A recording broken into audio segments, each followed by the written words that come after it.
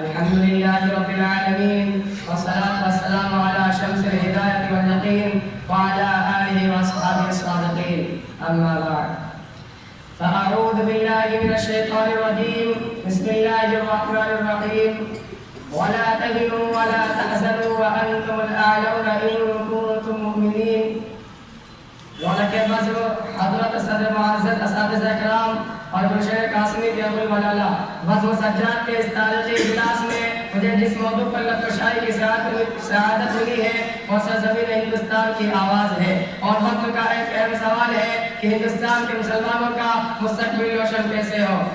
نوجوانان اسلام، یہ تو ایک وقت کا سوال ہے، لیکن میرا بھی تم سے ایک سوال ہے کہ آخر یہ انقلاب کیسے آیا؟ ہندوستان کی دھرتی نے اس سوال کی جرأت کیسے کی؟ اسے بولنے کا موقع کیوں ملا؟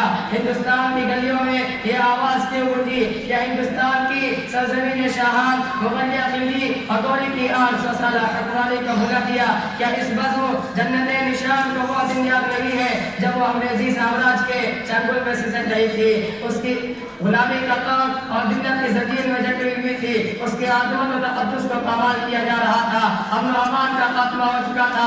ایسا زمین ہند بتاؤ تمہیں کس نے آزاد کرایا تھا؟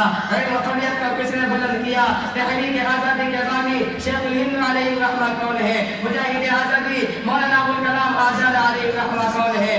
مجاہد آزادی مولانا حسین احمد مدنی علیہ الرحمہ کون ہے؟ عارف آزادی مولانا ابوالکلام آزاد کون ہے؟ مولانا محمد علی جوہر مولانا شوکت علی گوہر علیہ الرحمہ کون ہے؟ مولانا عبدالرحمن سیوہانوی عطا اللہ شاہ بخاری علیہ الرحمہ کون ہے؟ یہ سب کے سب کون ہے؟ ہمارے یہ اسلام کا قابل کو ہے، ہمارے یہ آبائی واجدات کو ہے جنہوں نے ہندوستان کی ماضی حال اور مستقبل کو سنوارا ہے، 100 بار سنوارا ہے ہم نے اس ملک کے گیس میں برہم کو۔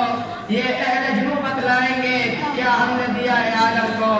پھر بھی ہم سے سوال کیا جاتا ہے کہ ہندوستان میں تمہارا مستقبل کیسے روشن ہوگا؟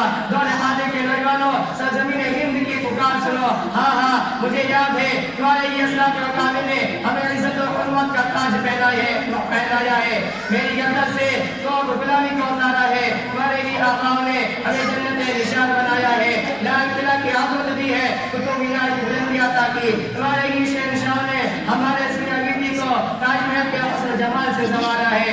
مگر تھے وہ آبا کی تمہارے تم کیا ہو، مگر تھے وہ آبا کی تمہارے تم کیا ہو، ہاتھ پہ ہاتھ دھرے منتظر پردہ ہو۔ تم ٹیپو سلطان کی اولاد ہو مگر تم میں جدت و فساد نہیں ہے، تم شاہ اسماعیل شہید علیہ الرحمہ کے لاڈلے ہو مگر تم میں وہ جذبہ اطاعت اور نبی سے عشق و محبت نہیں ہے، تم شیخ الہند کے فرزند ہو مگر تم میں وہ خلوص للہیت کی فراوانی نہیں ہے، تم شیخ الاسلام کے ثبوت ہو مگر تم میں وہ خوف خدا اور دنیا سے بیزاری نہیں ہے، تم علامہ اقبال علیہ الرحمہ کے شہدائی ہو مگر تم میں وہ فکر و پرواز نہیں ہے، تم مولانا ابوالکلام آزاد علیہ الرحمہ کے نونہال ہو مگر تم میں امان کی قابلیت نہیں ہے، مطلب اللہ شاہ بخاری علیہ الرحمہ کے جانشین ہو مگر تمہاری زبان میں وہ طاقت نہیں ہے، پھر تمہارا مستقبل کیسے روشن ہو سکتا ہے؟ تمہیں عزت و سربلندی کیسے مل سکتی ہے؟